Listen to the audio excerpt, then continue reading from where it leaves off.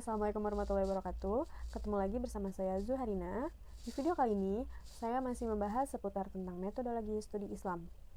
Yang kali ini temanya adalah Islam dan kebudayaan. Mau tahu gimana penjelasannya? Langsung aja yuk kita ikutin, ini dia videonya. Yang pertama, di sini ada persentuhan Islam dengan kebudayaan Melayu dan Jawa. Islam memiliki ajaran yaitu tauhid. Tauhid merupakan konsep sentral yang berisikan bahwa Tuhan adalah ajaran pusat dari segala sesuatu yang mana manusia harus mengabdi kepadanya. Konsep seperti ini dijelaskan dari beberapa literatur yang berbeda. Doktrin bahwa hidup harus diorientasikan untuk mengabdi kepada Allah yang merupakan kunci seluruh ajaran agama. Dengan demikian, konsep teosentris yaitu bahwa seluruh kehidupan berpusat pada Tuhan. Doktrin sendiri mempunyai timbal balik untuk manusia yang terdapat dalam surat Al-Asr ayat 2-3. Dikatakan bahwa manusia benar-benar dalam kerugian kecuali orang-orang yang beriman dan beramal soleh.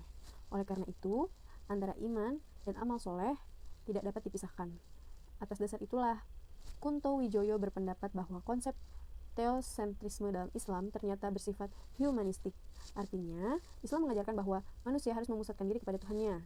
Tetapi, tujuannya untuk kepentingan manusia itu sendiri.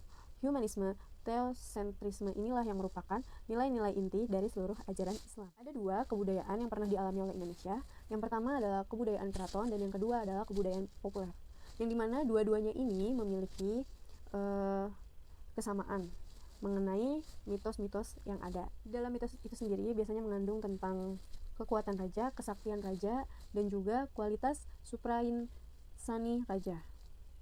Efek yang hendak dicapai dari penciptaan mitos-mitos tersebut adalah kekuasaan mutlaknya raja, menciptakan semacam silsilah genealogis bahwa dia adalah keturunan para dewa. Bahkan, mereka mengklaim bahwa dirinya juga merupakan keturunan para nabi. Pun di dalam kerajaan terdapat Hinduisme, namun Islam cukup berperan di dalamnya.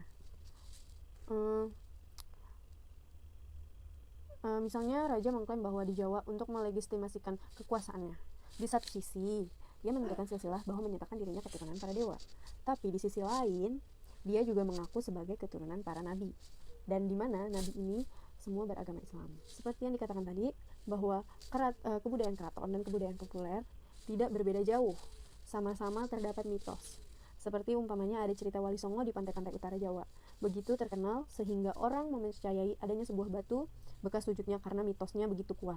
Hingga kini kita percaya bahwa ada kiai-kiai yang bisa melakukan sholat di Mekah setiap waktu dan dalam sekejap ia dapat kembali ke pesantrennya. Begitu pula dengan yang orang ada yang bilang katanya bisa berpindah-pindah dalam satu waktu ya, kiai-kiai bisa berpindah saat khutbah di satu tempat, namun dia juga bisa berkhutbah di tempat lain dalam satu waktu. Itu merupakan mitos-mitos yang ada dalam kebudayaan keraton dan juga kebudayaan populer. Pengaruh Islam dalam kebudayaan dapat dilihat dari ekspresi ritual seperti upacara pangwiwahan. Agar manusia menjadi mulia atau wiwoho, diadakanlah upacara kelahiran, perkawinan, dan kematian.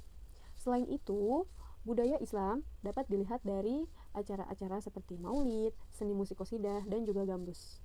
Ada inovasi dan pengaruh Islam dalam sastra, seni, dan arsitek. Ekspresi estetik Islam di Indonesia yang paling tidak dapat dilihat terbagi menjadi dua bidang. Yang pertama ada sastra dan yang kedua ada arsitek.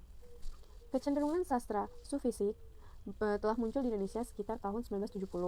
Kemunculan sastra berkecenderungan sufistik ditandai munculnya karya-karya yang ditulis pada tahun 70-an. Di antaranya Gatlub dan Alam Ma'rifah, Kumpulan Cerpen Danarto, Khotbah di Atas Bukit, karya Kunto Wijoyo dan Arafah, karya M. Fudoli Zaini, dan masih banyak yang lainnya. Yang kedua, tentang arsitektur. Menurut Nurholis, masjid, arsitekturnya masih banyak diilhami oleh arsitektur kuil Hindu yang atapnya bertingkat 3.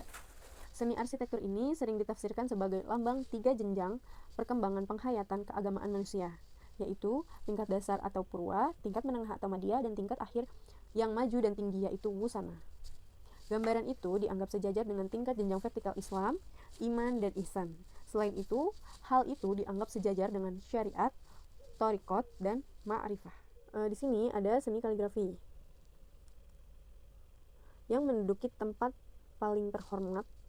Lalu wayang juga dijadikan sarana oleh para wali dalam menyebarkan Islam. Seni yang dikembangkan para wali dan raja adalah melambangkan rupa wayang sesuai dengan pandangan Islam, sekaligus memberi makna Islam dalam mengubah cerita atau lakon dari pertunjukan wayang tersebut. Cara berpikir yang benar dalam kaitannya dengan tradisi dan inovasi, banyak orang sulit melakukannya.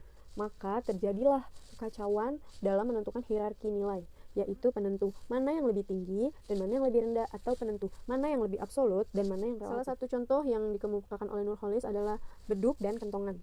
Jauh di mana sebelum orang Indonesia mampu membuat menara yang tinggi sehingga suara azan dapat terdengar cukup jauh, pemberitahuan dan panggilan sholat dengan pemukulan beduk dan kentongan sebagai pinjaman dari Hindu dan Buddha adalah yang paling mungkin. Karena radius jangkauan suara azan dalam lingkungan daerah tropis dan subur dan penuh pepohonan jauh lebih pendek daripada di padang pasir yang tidak ada tumbuhan atau tanaman. Ketika orang sudah mulai mampu membangun menara, beduk dan kentongan dianggap tidak relevan, harus dievaluasi dan didesakralisasikan atau dicopot dari nilai dan kesuciannya, bahwa itu bukan agama melainkan budaya, hanya sekadar budaya.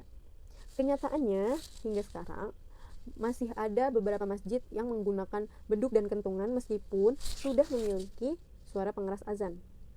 Hal yang membuat tercengang adalah bentuk beduk dianggap sebagai identik. Ada Islam dan adat Melayu di Sulawesi Selatan dan Aceh. Membicarakan hubungan Islam di Sulawesi Selatan dan Aceh, merujuk pada artikel yang pertama berjudul Norma Adat dan Agama Islam Dulu dan Esok di Sulawesi Selatan karya Halide, dan artikel yang kedua berjudul Pengembara Kebudayaan Aceh di Luar Tanah Ramahnya karya TGK Haji Muslim Ibrahim. Pengaruh Islam dalam budaya Sulawesi terdapat dalam Sulapa Epa atau pepatah orang tua kepada anaknya yang hendak merantau, menjelaskan bahwa Sulapa Epa mengandung ajaran kepemimpinan. Seorang pemimpin akan sukses apabila watak dan sifat jujur, bijaksana, adil, sabar, berani, ilmuwan, dan hartawan. Sahabat yang merupakan Al-Khulafa Ar-Rasyidun di atas merupakan gambaran dari sifat-sifat itu. Abu Bakar As-Siddiq adalah merupakan gambaran dari sifat kebijaksanaan, kejujuran, dan kesabaran. Umar bin Khattab adalah gambaran dari sifat keberanian dan keadilan. Ali bin Abi Thalib adalah simbol keilmuan, dan Utsman bin Affan adalah simbol hartawan. Nah, itu tadi penjelasan saya mengenai Islam dan kebudayaan, di mana di dalamnya udah dijelasin tadi ya tentang bagaimana sih Islam dan kebudayaan itu, serta kebudayaan apa saja yang dapat berpengaruh di dalam Islam. Sekian dulu video dari saya, kurang lebihnya mohon maaf. Wassalamualaikum warahmatullahi wabarakatuh.